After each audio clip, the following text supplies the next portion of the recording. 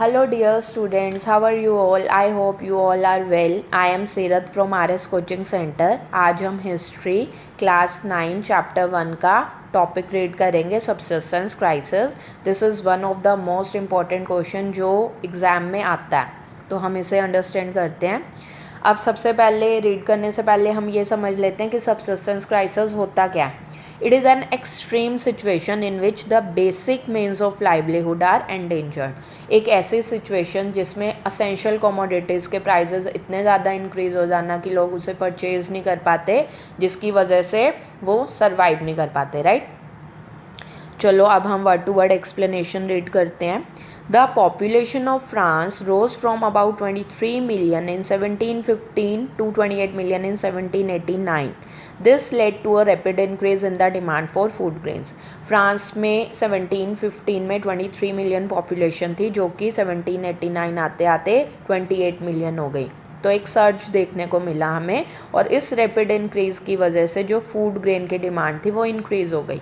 Production of grains couldn't keep pace with the demand, so the price of bread which was the staple diet of the majority rose rapidly.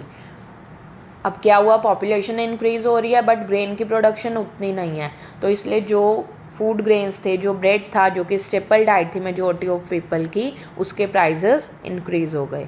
Most workers were employed as labourers in workshop whose owner fix their wages, but wages didn't keep pace with the rise in prices.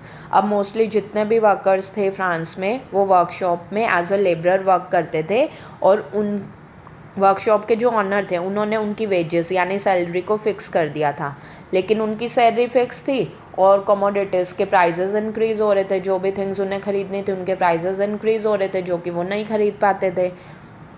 So the gap between the poor and the rich widen. इसकी वजह से poor people और गरीब होता गया और जो rich थे वो और ज़्यादा रिच हो गए. Things became worse whenever drought or hail reduce the harvest. This led to a subsistence crisis, something that occurred frequently in France during the old region.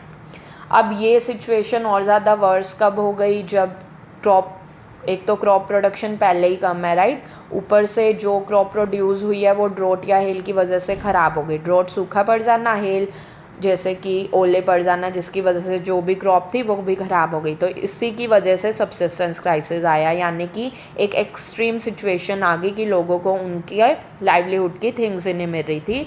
और ये प्रॉब्लम सबसे ज़्यादा देखी गई ओल्ड रिजिम के time पे. Old regime कौन सा टाइम था, फ्रांस में 1789 से पहले का time. Thank you very much. I hope आपको ये वीडियो अच्छा लगा होगा. Do like, share and subscribe my channel.